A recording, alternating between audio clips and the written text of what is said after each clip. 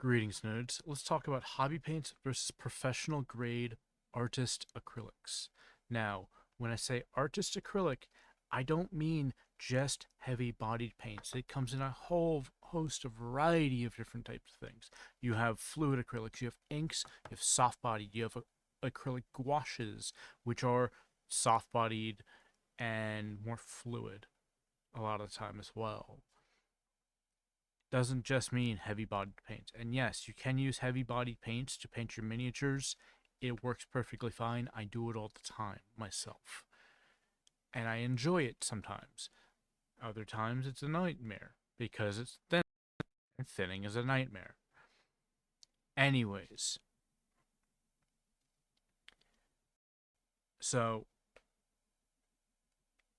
the main thing about these is that when you compare these two, the artist acrylics are always going to look better on paper and off paper as well, in reality, with one small exception.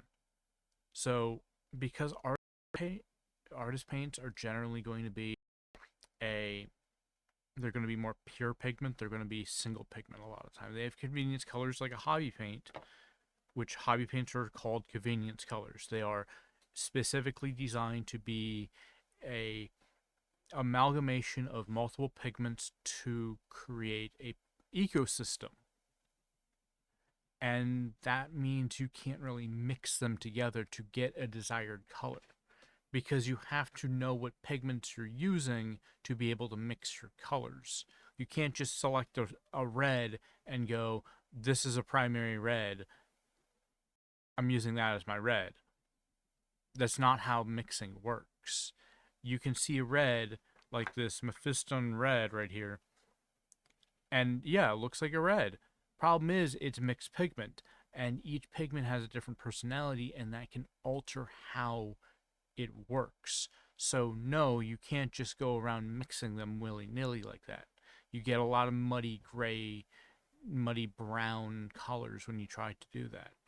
That's one problem with hobby paints when you compare them to artist paints, is that because of the multiple pigment, everything is muddy when you try to mix. Yeah, you can mix, not to great effect. That's what these are here for. Now, another thing is artist paints have higher pigmentation when you go to the professional side of them. Hobby paints do not have very high pigmentation. They have high pigmentation when you compare them to craft paint and student grade paint, which they're very akin to being a student grade paint compared to a professional grade paint. They're lacking in pigmentation in reality. So when I say that they're low pigmentation, I mean they're low compared to artist grade paints or professional grade paints. And the word professional, yes, it's a scary term. The paint means expensive, except it's cheaper per milliliter in most cases, at least. A few cases like bismuth yellow, when you buy a small size, is going to be more than a hobby paint will be. But it's worth it because bismuth yellow is an opaque yellow that one coat back.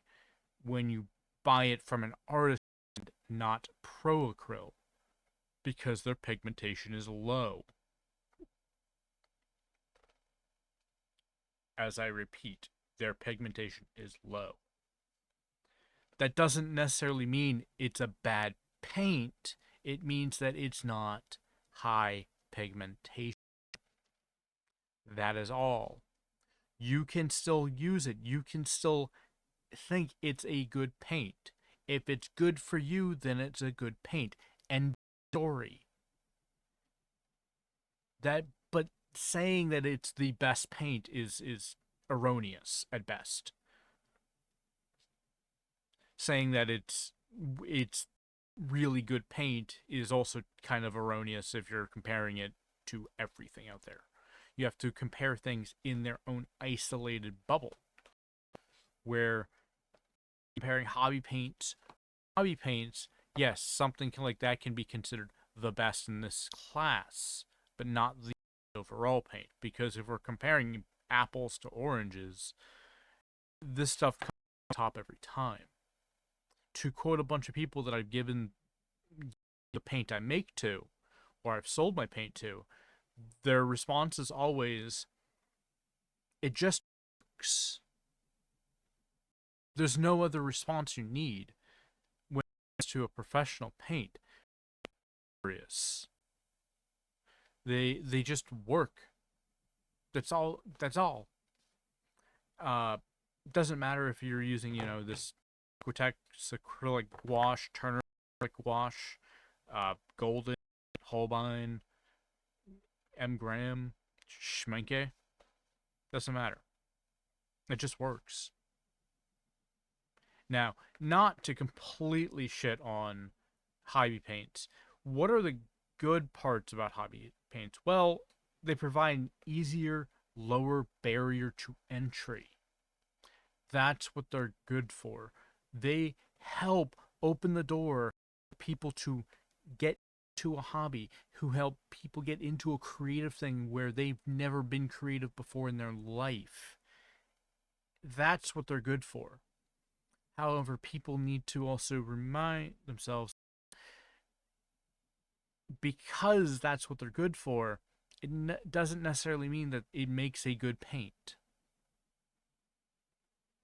What makes a good paint is what you put into it in reality.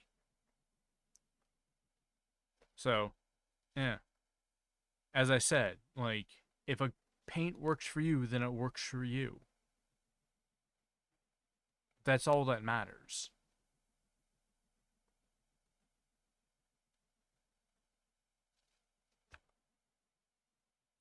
Anyways, hopefully this weird whole rant thing was it's not even educational. It's just a rant by something. I still don't know how to end videos.